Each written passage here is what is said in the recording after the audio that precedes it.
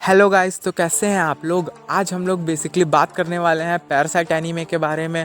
और मैं जान रहा हूँ मैं अपने प्रीवियस वीडियो में why I hated Indian cartoon उसके डिस्क्रिप्शन में मैं लिखा हुआ था कि my next video coming soon, and उसका टॉपिक लिखा हुआ था कि why anime is best and why we watch anime. But वो कुछ रीज़न के कारण वो वीडियो अभी मैं नहीं बना रहा हूँ, बाद में बनाऊँगा उस वीडियो को और बाद में अपने चैनल पे पोस्ट करूँगा। तो आज हम लोग पैरासाइट एनीमे का रिव्यू करने वाले हैं। तो रिव्यू करने से पहले मैं एक इंसिडेंट बताना चाहता हूँ जो मेरे साथ हुआ। मेरे दिमाग में आइडिया कहाँ से आया पैरासाइट एनीमे को देखने का। तो एक दिन मैं गूगल में सर्च किया टॉप 10 बेस्ट एनीमे सीरीज़। तो एक तो वेबसाइट था जिसमें 29 बेस्ट एनीमे सीरीज़ दिखा रहा था, तो मैं उस वेबसाइट को क्लिक किया। तो उसमें जितना भी एनीमे था सबका नाम पढ़ रहा था और जो उसका पोस्टर था, फ़ोटो, उसको देख रहा था। फिर अचानक से मेरी नज़र पड़ी पैरासाइट के ऊपर और पैरासाइट के पोस्टर के ऊपर। उसका पोस्टर देख कर मैं एकदम बहुत बड़ा फ़ैन हो गया। बेसिकली मैं एक बहुत वियर्ड सा, बहुत अजीब सा एनीमे खोज रहा था। मैं वैसा एनीमे देखने जाता था, बहुत वियर्ड सा हो, बहुत अजीब सा हो। तो वो एनीमे मेरे को मिल गया जो था पैरासाइट। और उसके पोस्टर के बारे में मैं बताता हूँ कैसा था। एक लड़का था जो अपने कमरे पे बैठा हुआ था और वो अपने एक हाथ पे बुक रखा हुआ था और जो उसका दूसरा हाथ था उसकी एक उंगली बहुत लंबी थी और उसका आँख था, उस उंगली में आँख था और उसमें मुंह भी बना हुआ था उसके हाथ में। और जो उसका अंगूठा वाला पोर्शन है उस पर लोहे का चाकू टाइप का था। और जो लड़का था वो अपने हाथ को देख रहा था। इतना वियर्ड सा पिक्चर देखते ही इतना बेहतरीन लगने लगा और उसका नाम ही पैरासाइट था। तो मैं सोचा कि इसी को स्टार्ट करूँगा। और इसकी रेटिंग भी काफ़ी अच्छी थी और 12 एपिसोड का था। ये थी मेरी स्टोरी कि मैं पैरासाइट कैसे देखा। अब चलते हैं रिव्यू की तरफ। पैरासाइट वर्ड सुनते ही आप लोग को कुछ समझ आ गया होगा। अगर किसी को पैरासाइट मतलब नहीं पता तो मैं बता देता हूँ। पैरासाइट ऐसे प्लांट और इंसेक्ट को कहा जाता है जो कि अपने फूड, शेल्टर, अपने आप को बचाए रखने के लिए वो दूसरे पे डिपेंड होता है, अपने होस्ट पे डिपेंड होता है, उसको पैरासाइट बोलते हैं। उसके पास अपना कुछ नहीं होता, वो दूसरे पे निर्भर होता है। और ये चीज़ मेरे को पता था जब मैं एनीमे स्टार्ट किया पैरासाइट को। तो अब स्टोरी की बात करते हैं कि इस एनीमे में वैसा क्या खास है। तो एक दूसरे प्लेनेट से बहुत सारे इंसेक्ट अर्थ पे आ जाते हैं जो कि एक पैरासाइट होता है और उनको जल्दी अपना होस्ट ढूंढना था, नहीं तो वो मर जाते। और जो इसमें मेन कैरेक्टर है वो एक लड़का है जो हाई स्कूल में पढ़ता था। वो अपने घर में रात में सोते रहता है। अभी बहुत सारे इंसेक्ट जो पैरासाइट होते हैं वो दूसरे प्लेनेट से अर्थ पे आए होते हैं। सब लोग अपना होस्ट ढूंढते रहते हैं। चिंची जो मेन कैरेक्टर है उसके रूम की हल्की सी खिड़की खुली होती है और उसी से एक पैरासाइट अंदर आ जाता है जो वो उसको अपना होस्ट बन जाता था और उसके ऊपर काबू करना चाहता था। तो सबसे पहले वो पैरासाइट उसके कान से उसके ब्रेन के अंदर घुसने की कोशिश करता है, उसके कान से। तो फिर क्या होता है, वो ईयरफोन लगा के गाना सुनते रहता है जिसकी वजह से जो वो पैरासाइट रहता है वो उसके कान से नहीं घुस पाता है। तो फिर वो सोचता है कि वो उसके नाक से घुसेगा उसके ब्रेन तक। तो फिर वो नाक से कोशिश करता है, तभी उसको बहुत तेज से छींक आ जाती है और छींक आने के बाद जो पैरासाइट है वो दूर फेंका जाता है। तभी वो जो शिंची होता है वो देख लेता है पैरासाइट को और वो अपने बुक से एक मोड़ लेता है और उसको मारने लगता है।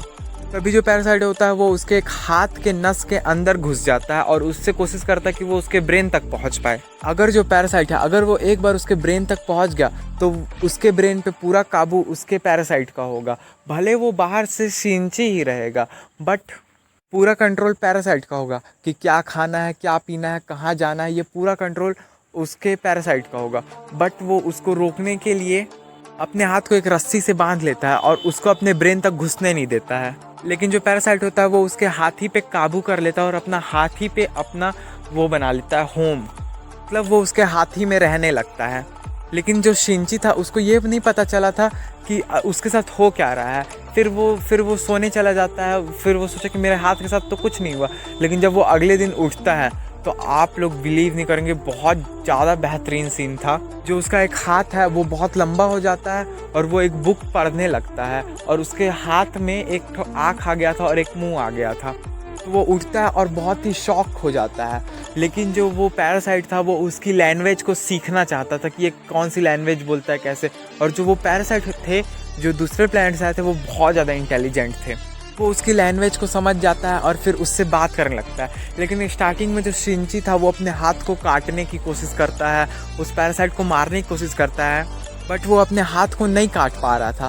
फिर वो एक दिन ऐसे ही स्कूल चला गया और जब स्कूल से वापस आ रहा था जो पैरासाइट था जो उसके हाथ के अंदर घुसा हुआ था वो सेंस कर लेता है कि आसपास कहीं एक और पैरासाइट है।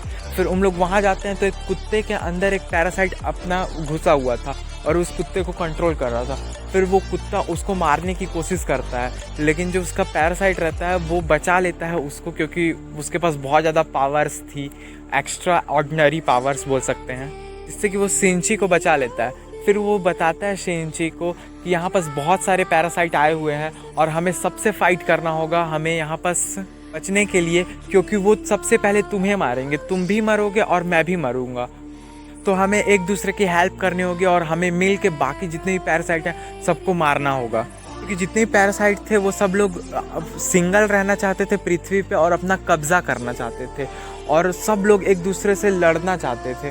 तो अपने आप को सब लोग प्रोटेक्ट करने के लिए एक दूसरे के ऊपर हमला करते और एक दूसरे को होस्ट को मार देते। तो इस एनीमे में आप लोग को बहुत सारी फाइट सीन देखने को मिलेंगी, बहुत सारे मज़ेदार सीन देखने को मिलेंगे कि कैसे एक दूसरा पैरासाइट लड़ता है। और जो शिनची के हाथ में जो पैरासाइट था वो उतना पावरफुल नहीं था और जो बाकी पैरासाइट्स थे वो बहुत ज़्यादा पावरफुल थे।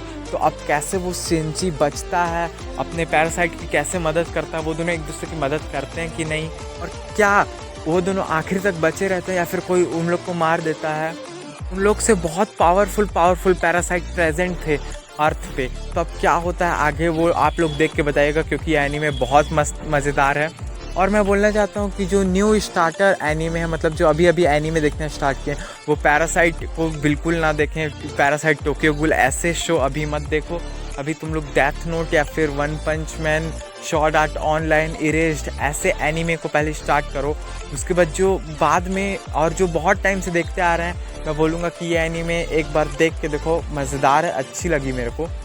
इस एनीमे को आप रिलेट कर सकते हैं टोक्यो गूल से, बट दोनों बहुत ही अलग है और दोनों बहुत ज़्यादा बेहतरीन है। अगर जो लोग टोक्यो गूल देखें और पैरासाइट नहीं देखें तो मैं बोलूँगा कि पैरासाइट देख लो, वो भी बहुत मज़ेदार है और बहुत बेहतरीन है। तो आज के लिए सिर्फ इतना ही। Thank you for watching. Tell me pretty lies, look me in the face, tell me that you love me.